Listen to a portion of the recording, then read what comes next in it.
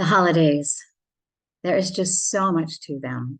There's the physical stuff of running around and buying gifts, making cookies, going here and there, going to parties that you really don't want to go to. But then you add in that emotional family part, and yes, it's exhausting, even just thinking about it. You know, in AA, they tell you your family knows how to push your buttons because they installed them. And that is so true. So this year, just try to step back from all the emotion of it and take care of yourself. But self care is a foreign concept to most of us. We're raised to think that that would be selfish, to think of yourself first. And if you were emotionally or physically abused growing up, you know, when you were a kid, that just did not make sense. And so, of course, we blame ourselves. And it was a survival skill that helps us to feel sort of in control when life really doesn't make sense. But we end up sacrificing ourselves. I mean, I know it. I did it just like mom did. Wasn't that what I was supposed to do? And I always thought if I took care of everyone else, then they would take care of me. But they didn't. So once I started the pattern, it became expected of me. And then I felt used.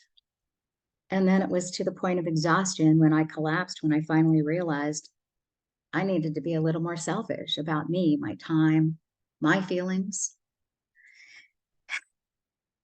And I don't know why it had to come to that, but with me it did. And all these survival skills have been developed through the years to keep us safe. But what happens is they become habits, and it's all we know. And many of us have chosen to eat to soothe ourselves because eating is socially acceptable. We're not alcoholics. We're not drug addicts. Eating is good. We have to eat, right? And then you build this nice protective layer of fat around yourself to keep yourself safe. But now it's time for a change, and it's time to take care of ourselves first. So this holiday season, I want you to give yourself a break. Say no to obligations you really do not want to do. And if you have family come into your house, I mean, is that a kind of a way to control the situation? I know that's what I used to do. Or do you go to parties you dread because you're afraid to say no? I do that.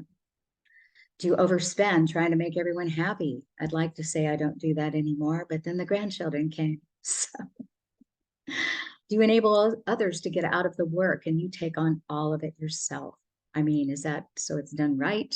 Or is that another control thing? I'm getting a lot better at that one. And have you ever had to make excuses for your drunk husband and say, oh, he's just ill? Oh, I did that. As I've said, I've done so many of these things over the years, but I want you to think about this. What if you stepped back, took care of what you're supposed to do, and let others take care of themselves for a change? What if you could step back and kind of watch it like a Christmas movie, and not be emotionally involved in any of it? And if you let all those people be them, then you could just be you. And you have to kind of do it without judgment. And it's just them being them, So trust your intuition. And if something doesn't feel right, just it isn't. Honor yourself by listening to your intuition also. And you may think you can't do any of this because if you didn't keep all the balls in the air, everything would fall apart. But you might be surprised what happens. So focus in on how you're feeling. If you need to go into the bathroom and scream into a towel, do it. If you need to take time out and have a good cry, do that. Write in your journal. I love this idea of catch and release, like an emotion hits you like anger or embarrassment, whatever it is, and just catch it. Okay, feel it for a moment and then release. Catch and release. Let them go. Don't hold on to them. And take your power back because your behavior is really your choice. Instead of going for that fourth piece of pie, maybe take a walk and celebrate your successes, when you don't get sucked into all of it. And there's not one way to be. You get to decide how to be.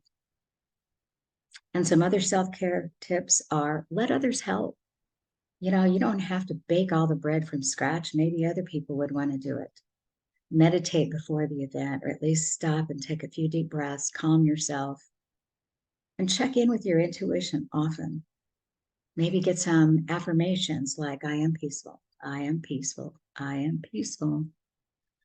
And imagine yourself like you're the eye of the storm. There's all the craziness going on around you, and you're like in the middle. You're the peaceful person in the center. And then focus on what you're grateful for. You still have family around, you have a nice home, and create a beautiful, loving atmosphere. And then step back and let them be them. Let them do what they do. Don't try to control it and have fun.